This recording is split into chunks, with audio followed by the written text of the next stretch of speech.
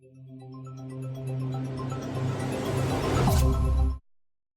there, I'm Brady, and welcome to Work Like You're From the Future. This episode is all about focus. I'm one of those kinds of guys who likes to get things done. I've been an entrepreneur and executive my entire life. So being able to focus on a task and create something is a really important skill that I've been honing and nurturing over the years. So I want to teach you some of my secrets. So let's get started. There's two key components. The first is to have an intention, and the second is to avoid distraction at all costs. Put these two components together and you'll find your focus excels. So I'm going to show you some specific tools and tactics. There's 5 things. First is you need to know where you're headed. The second one is you need to find ways to stimulate your thinking so that you can get focused and excited about what you're doing. You need to reduce your distractions, hopefully eliminate them, but do we ever actually get to do that? Probably not. Forget about multitasking and game it till it's done.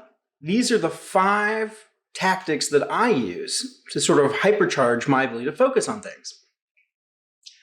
In the words of the late, great Stephen Covey, begin with an end in mind. You can't really get anywhere unless you kind of know where you're going. So this is a really powerful place to start with anything that you need to do. I'm a big believer in getting the ideas down before I start a project. So I have a little bit of a roadmap in terms of where I'm going. Mind mapping, which I'll explain more in episode 2, is one of the tools that I use to get myself organized, to get myself focused, and to know exactly what it is I need to accomplish.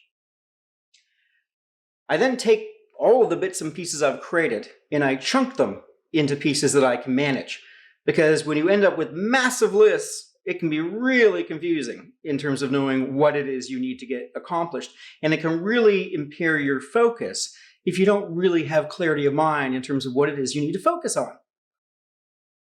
Tasking and timing it. Once you have it chunked, the next important thing to do is to figure out what the specific tasks or actions are and put times associated with them. One of the biggest stealers of productivity and focus is not knowing when something's done. So by putting time to things, you can give yourself a little bit of a yardstick to measure in order to make things happen. A big part of the challenge is setting the environment. We work in office spaces that are more open than they used to be, or we work in co-working spaces which are more open, and they can be really tough environments for people to get their minds clear of distractions and clear of the bugging that happens in these environments. Tell your colleagues. You can put a sign that says, "Please don't disturb me. Deep concentration and progress." But just remember to put a sign up that says, "Hey there." You don't want to be seen as elusive and mean. So take your time to focus, but also take your time to be part of the group. Distractionless is probably the most important thing you need to think about. And being distractionless happens in a lot of different ways. We are so Pavlovian conditioned these days to our devices. They beep, they buzz, we pick them up. We get sucked into them. It really is. We become Pavlov's dogs. So airplane mode is a really powerful secret weapon. Another secret weapon, if you're a Windows user, is using Focus Assist to turn off the interruptions that are going to crop up in front of you. We don't need distractions when we're trying to be our most creative. Making Windows 10 distractionless is really easy. Go to the message center, find the Focus Assist icon, press it. First press, priority only. Second press, alarms only. Third press, it's off. I tend to put on alarms only that get through. There you go. Distraction-free Windows 10. Multitasking? Well, our brains are not really designed to do multiple things at once. In fact, multitaskers are lying to themselves. When you try to do a bunch of things at once, what you're actually doing is you're just task shifting between the different things you're doing. So if you really want to be productive and focused, try not to do everything at once. I know a lot of people take pride in the fact that they say we can do 9 things at once, but the truth is they're fooling themselves. You'll never be as effective as you can be when you are singularly focused on getting something done. That's just the fact, and that's just the science. A cone of your own. Now, I mentioned we work in very distracting office environments these days. Well, a cone of your own is basically a cone of silence. I swear by noise-canceling headphones. These are the Sony MDX 1000 series, and they're remarkable. They're expensive. I think I paid around $450 Canadian for them. I think they go for around $350 US. They're now in the third iteration. I've had these for 4 years. They're fantastic. They literally allow me to get out of the present and into my mind. So I highly recommend investing in a very robust and a very good pair of noise-canceling headphones if you want to really enhance your focus. Another technique I use is focus music, and I use a product called Brain FM.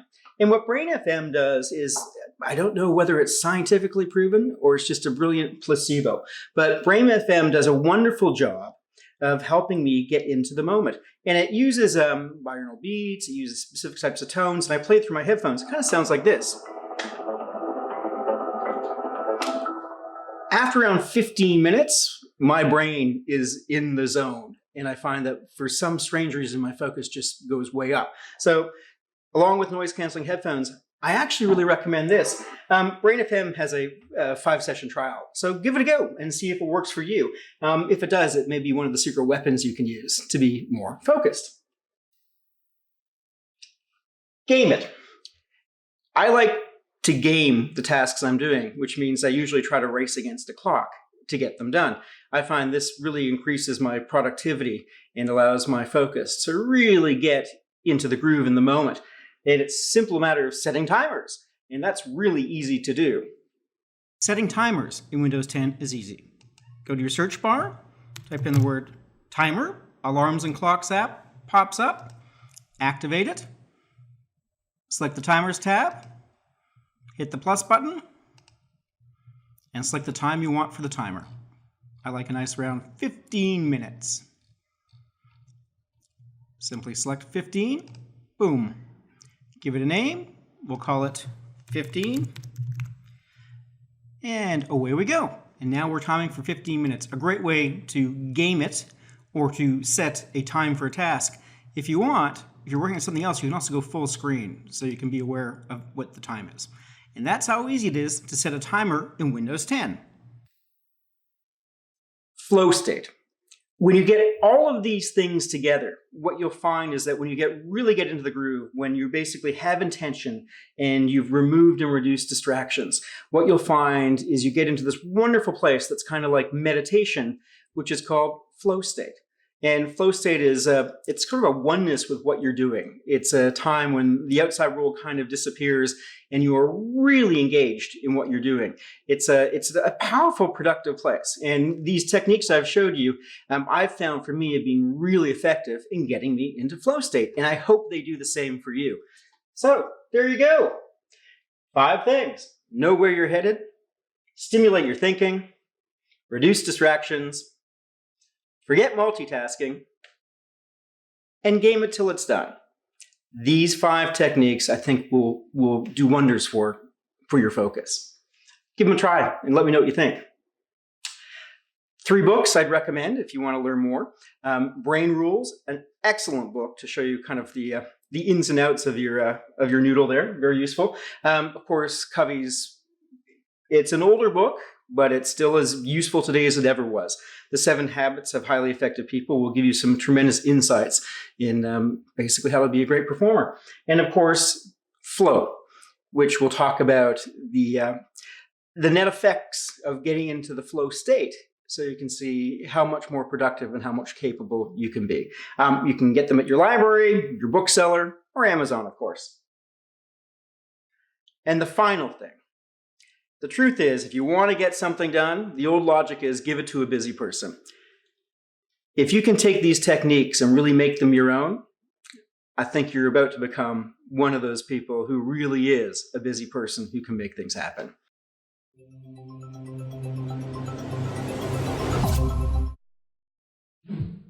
And as always, subscribe. Lots more on the way.